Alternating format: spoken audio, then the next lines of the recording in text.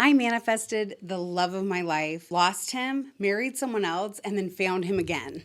So, I'm going a little off my original work and talking about relationships today because at the date of this recording is my anniversary, my 9-year wedding anniversary.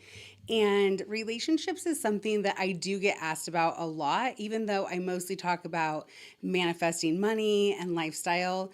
Relationships is definitely a topic that I'm very familiar with and that I've had a lot of success helping people with. So I wanted to just tell my story because it's kind of crazy. There's a lot of twists and turns, but the ending is so good. You know that feeling of being in the season of life that's nothing like what you imagined? The relationship that's failing, the career that you thought you wanted but isn't working out or lighting you up anymore, the version of your life that you planned but it never showed up. What if every single detour, every painful chapter, and every unexpected turn was actually the universe building the foundation, the version of you that could actually hold the life you want? Not the life you planned, the life you were meant for. Okay, so here's where the story starts. I was a single mom. I had 2 kids by the time I was 19. I met my first husband. He was my boss in a restaurant that I was working in while trying to do real estate and trying to figure out how to go to school for hair. And he wasn't my type at all. He wasn't who I would usually date, but it's funny how when someone dates someone attractive, you think, oh, maybe there is something I'm not seeing. Maybe there's something there. So his ex-girlfriend also worked there and she was an attractive single mom. So I was like, maybe I'm missing something. Maybe there's something good there. So I really convinced myself to date him. And it was the first time I'd been in a relationship where I didn't pay for everything. I didn't take care of everything. I actually felt like I was being taken care of in some sense. And so it started off just like, okay, I guess if this is as good as I can get, then I'll do this. So to make a long story short, we got married. It wasn't great. He ended up being an alcoholic. He wasn't great with my kids. I opened my hair salon and I believe I opened my hair salon. Let's see, we got married in February and I opened my salon in July. And he was not supportive. He didn't want me to do it. It was in 2008 when there was a financial crash. But everything that was happening in our life just took us further and further apart. So what ends up happening is I take my kids to soccer. And there's a dad who brings his daughter to soccer, and we end up talking. And it was so interesting because my husband was 13 years older than me, and so was this man. And I remember thinking, how did I not end up with someone like that? Like, he just was exactly my type, like my sense of humor. His energy was just magnetic. I was so drawn to him. And I left there thinking, man, what if? And I'm not someone who ever thought that they would cheat. I'm not someone who ever advocated for it. I thought it was crazy that people did it. I didn't understand why you wouldn't just leave a relationship until I was in the situation. I was in the situation of feeling stuck. I financially couldn't leave. My kids weren't my husband's kids, so I had 2 other people to take care of and make sure they were okay.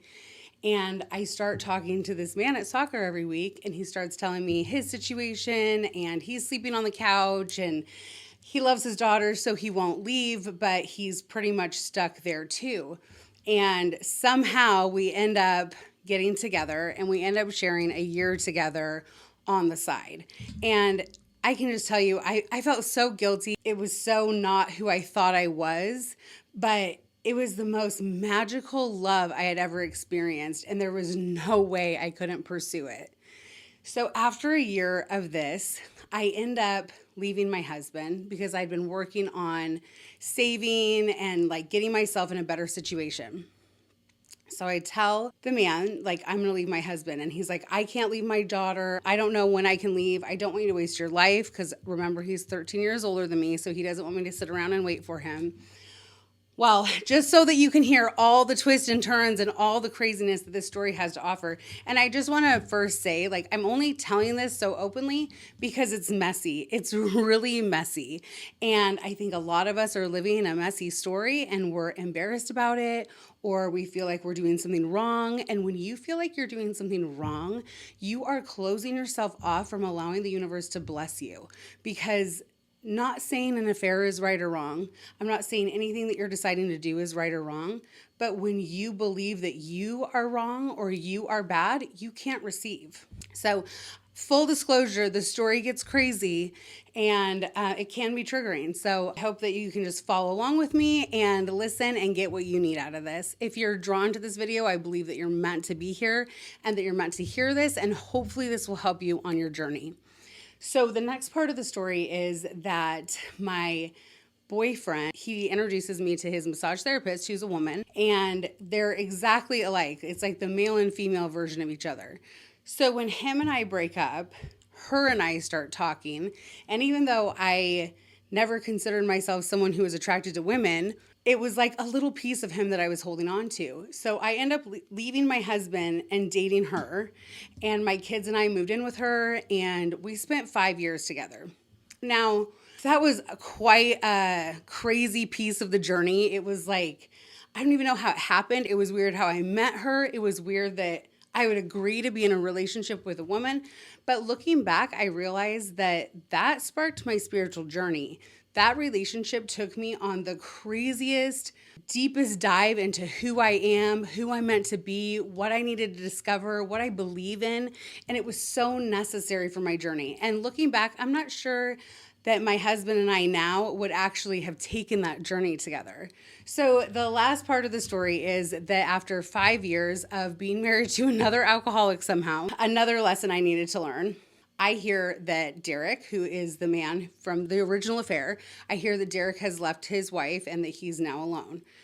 And I found him and I left my wife and we got back together. And that was 11 years ago. We just are celebrating our 9-year anniversary today.